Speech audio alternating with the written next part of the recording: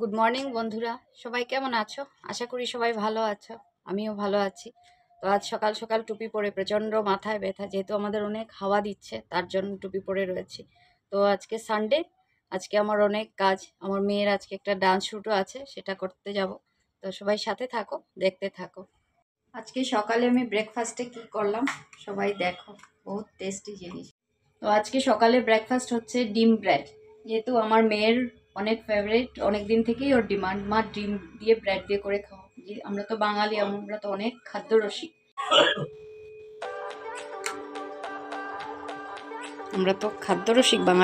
বাঙালিরা আমরা খেতে ভালোবাসি, খাওয়ার জন্য বাঙালি প্রসিদ্ধ।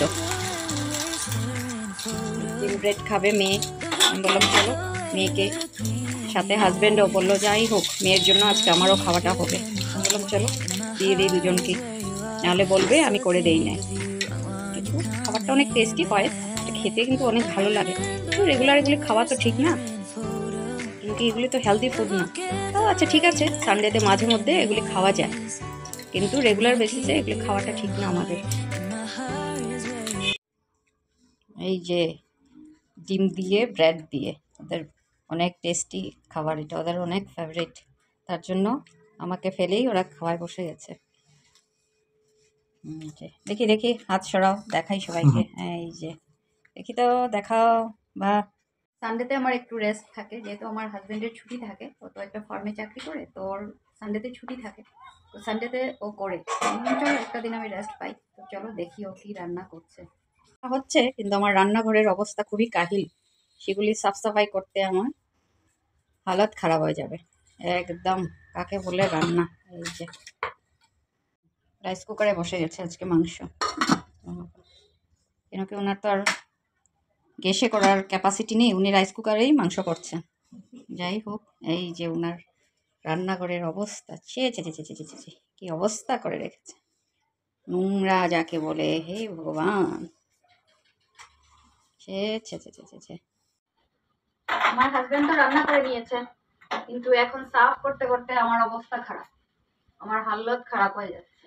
উনি রান্না করেছেন আর আমার কাজ বেড়েছে। তৈরি হয়ে গেছি, এখন বেরোবো, আমার মেয়ের একটা ডান্স শ্যুট আছে, তো ওইটা করতে। তো সঙ্গে থাকো, দেখতে থাকো। কাজ থাকে, সেগুলো শেষ করে বেরোতে হয়, এমনিতে তো বেরোনো যায় না। মেয়েও বেরিয়ে পড়েছে।